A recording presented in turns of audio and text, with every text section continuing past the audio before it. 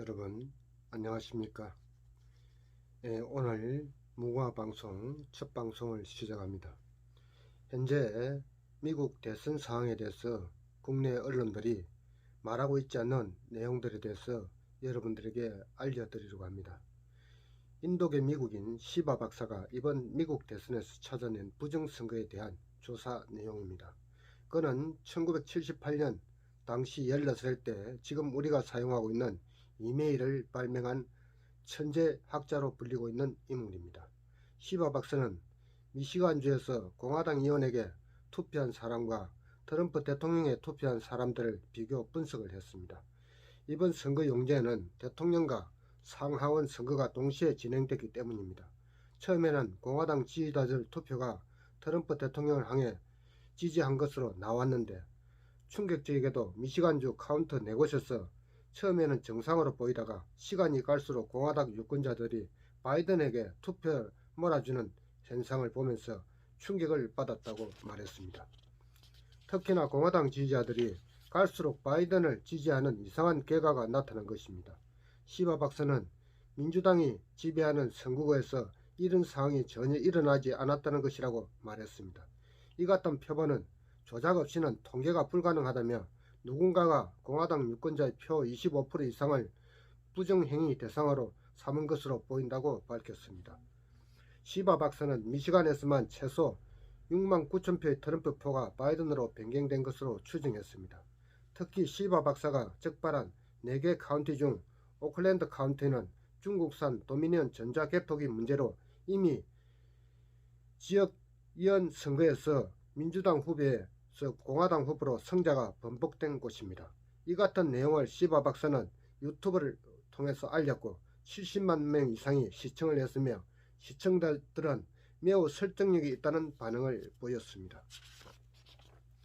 그는 트위터로 트럼프 대통령과 바이든 후보에게 이 같은 통계를 동시에 보고한 후 검토 권유했습니다. 우리는 이 같은 결론을 기아의 대리인과 함께 비판적이고 투명하게 검토하고 싶습니다. 라는 답변을 받았습니다. 그런데 트위터 쪽은 경고를 했고 12월 10일 현재 유튜브 영상도 재생되지 않는 상태가 되고 말았습니다. 그리고 다시 복구가 되는 일이 일어났다고 이야기했습니다. 또 우편투표 사기 주장의 핵심 증인인 펜실베니아주 우체국 직원 리처드 홉킨스의 증언이 거짓이라고 주장해 파문이 일고 있습니다. 10일 워싱턴 포스트는 리처드가 우체국 감사 과정에서 자신이 부정투표 의혹을 꾸미는 것이라고 털어놨다라고 보도를 했고 연합뉴스 등 국내 언론들은 여과없이 보도를 하였습니다. 워싱턴 포스트 보도가 발표되자 미국 민주당도 즉시 맞장구를 치며 내부 고발자가 완전히 이 주장을 철회했다고 밝혔습니다. 하지만 리처드는 즉시 반박했고 그는 직접 출연한 유튜브 영상에서 나는 절대로 고발을 철회하지 않았다. 이제 그들이 기사를 철회해 주길 바란다고 강조했습니다. 어쩌면 이렇게도 좌파 언론들은 미국이나 한국이나 똑같은지 모를 일입니다. 여기에 리처드를 처음 보도한 프로젝트 베리스타의 오키프 대표는 워싱턴 포스트 기자들이 연방기관의 협박에 쏘아 넘어갔다며 리처드를 2시간 동안 협박한 연방요원의 녹음까지 공개해서 파문이 일고 있습니다. 미국 네티즌들은 공산주의 국가에서나 볼 수 있는 장면이라며 충격을 받은 가운데 트럼프 대통령은 리처드의 반박 영상을 리트윗하면서 용감한 애국자라고 응원을 했습니다. 여기에 분노한 많은 미국인들은 트위터에서 페이스북을 탈퇴하고 검열없는 소셜미디어 팔러로 이동 중입니다. 현재 팔러가 다운로드 1위를 차지하고 있는 가운데 팔러 대표 댄 본지노는 이용자가 1분에 수천 명씩 늘어나고 있다고 밝혔습니다.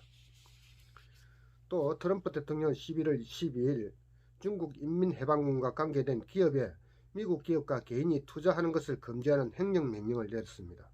이유는 중공이 미국 자본을 이용해서 군사, 정보, 기타 안보 분야의 현대화에 미국에 이입이 되는 것을 근절하겠다는 조치입니다. 행정명령의 법적 근거는 국제긴급경제거란법과 국가비상조치법 그리고 301조입니다.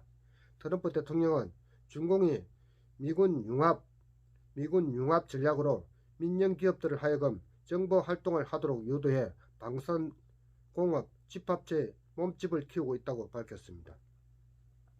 미국 기업과 개인은 내년 1월 11일부로 이들 기업의 주식에 투자할 수 없으며 이미 투자한 이들은 360일 이내에 철회해야 합니다. 이번 지목된 중국 기업은 펜타곤이 발표한 31개 기업이나 됩니다.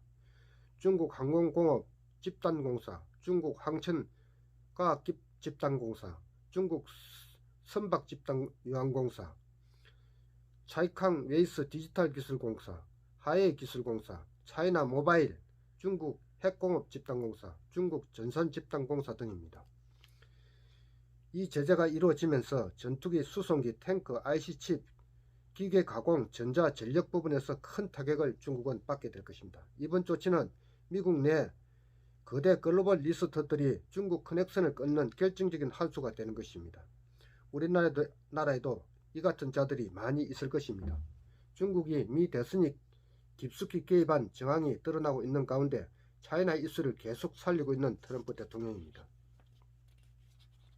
폼페이오 장관도 타이완 카드를 꺼냈습니다. 타이완은 중국의 일부분인 적이 없으며 이는 레이건 행정부부터 결정된 타이완 정책이라며 과거 35년 동안 이는 공화민주의 초당적 입장이었다며 미국 민주당과 중국 공산당을 쪼개기 위한 전술을 구사하고 있는 상황입니다. 미국은 타이완 공약에 따른 의무를 지키기 위해 무기 판매를 결정했다고 밝히고 있습니다. 이 같은 조치로 인해 중국은 완전히 망할 수밖에 없는 처지입니다. 중국은 지금 대규모 아파트를 하루에 수십 채씩 부수고 있습니다. 수많은 아파트 공사로 인해 부동산 거품이 생길 것을 예상하고 엄청난 비용을 들인 수십 층의 빌딩들을 매일매일 부수고 있는 상황입니다. 이런 상황임에도 불구하고 우리나라 언론들은 이런 보도는 일체 하지 않고 있으며 마치 트럼프가 부도덕한 사람으로 묘사되고 있는 반면에 미국의 수많은 시위대들은 트럼프 대통령을 지키기 위해서 거리로 나설 것을 서로가 주문하고 있는 이런 상황입니다. 언론이 제 역할을 다하지 못하면 국민들은 가짜 언론에 쏘아서 결국 그들이 원하는 한 방향으로 세상을 보게 되는 것이 미디어를 이용한 민주주의 파괴 전략인 것입니다. 그래서 저는 여러분이 보다 진실된 사실을 알리려고 이 방송을 하고 있습니다. 여러분께서 구독과 좋아요를 많이 해주시는 것을 당부드립니다. 오늘은 미국의 대선 상황에 대해서 여러분들에게 또 속보로 알려드렸습니다. 여러분 저희 유튜브 많이 구독해 주시고 많은 사람들에게 공유해 주셔서 저희 유튜브 회원이 하루빨리 1000명에 도달할 수 있도록 만들어 주시면 대단히 감사하겠습니다. 오늘 미국 대선 소식은 이것으로 마치겠습니다. 감사합니다.